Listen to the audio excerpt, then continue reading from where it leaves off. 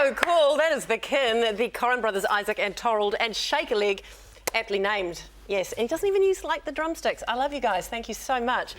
They will be back very, very soon with another tune. We'll also have a chat to them because they do these really cool things, Jeremy Dixon, called musical robberies. Wow. And we will discuss that. They kind of hijack spots and it's like a flash mob thing. Play and I love it. Anyway, Jeremy's here and he has got a brand new book out which we will talk about very, very soon. It's nice to have you. Fantastic. Jeremy does the vegetarian thing, which is cool because it's Vegetarian Month. It is, you're right. Yes. Yeah, October. What are you going to cook for us this morning? Well, today we have a Chilli Con Haba. This is a healthy version of Chilli Con Carne. Yeah. So carne is Spanish for meat, so Haba is Spanish for beans. Chilli Con Haba. Yes. Nice. So where do you start? Well, hot pan, and we have some onions, so we'll throw those in. So one large onion, splash of oil. We were just talking before we came to air about vegetarian food, and you said an interesting thing which I hadn't really thought about, and that sometimes with vegetarian food you have to work a little bit harder. That's right. To get your flavour. Meat comes with a lot of flavour and things in it, so you've got to work a bit harder with vegetarian food to inject all those flavours to make it taste good. Spices and... Yeah, well, things like, for example, onions and garlic, which usually put in the beginning of any kind of dish like this, just adds such a great depth of base of flavour. So true story.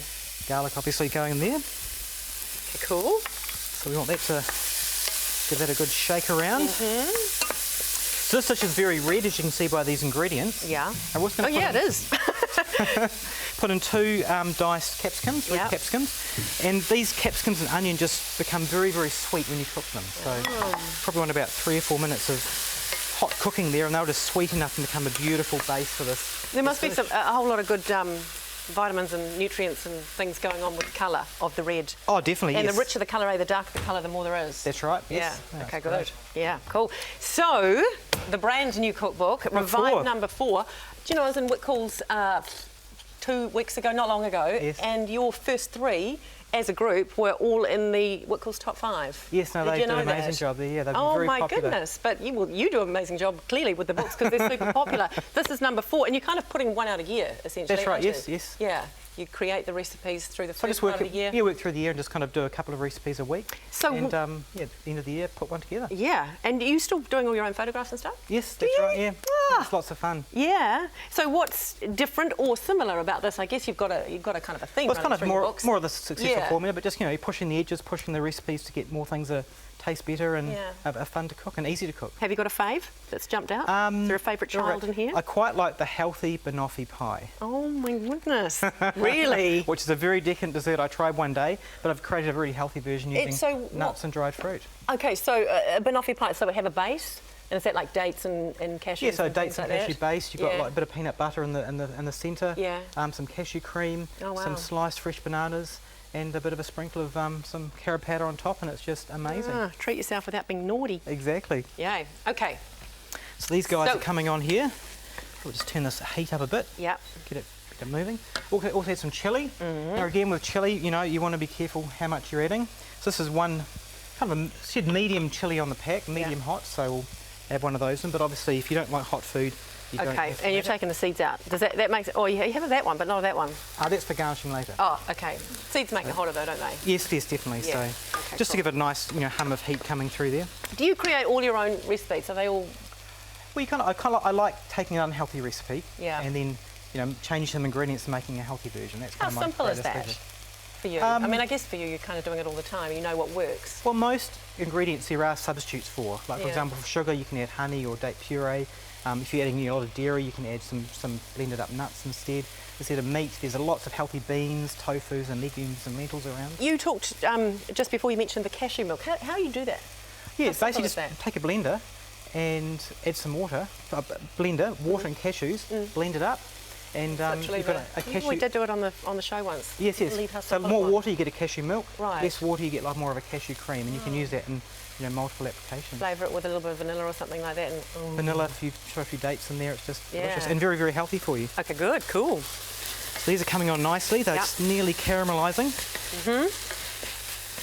I guess the thing too that I love about your cookbooks is that that the recipes are quick and easy, and for a busy family who arrives home at 5:30 in the evening and wants dinner on the table within the hour. Exactly. No problem. And owning cafes for 10 years, you learn the quick ways of doing things. Yeah. So I've tried to share those tips and secrets, the ingredients to use, so you can actually prepare things. And, How long have you been vegetarian?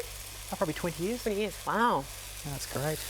Okay. Okay, we're going to add some smoked paprika. 2 teaspoons of that, and that's just a lovely smoked flavour. It'll kind of go through this dish. You just want to activate it in the pan for about 30 seconds just to let those flavours escape. You can probably smell it now. Yeah.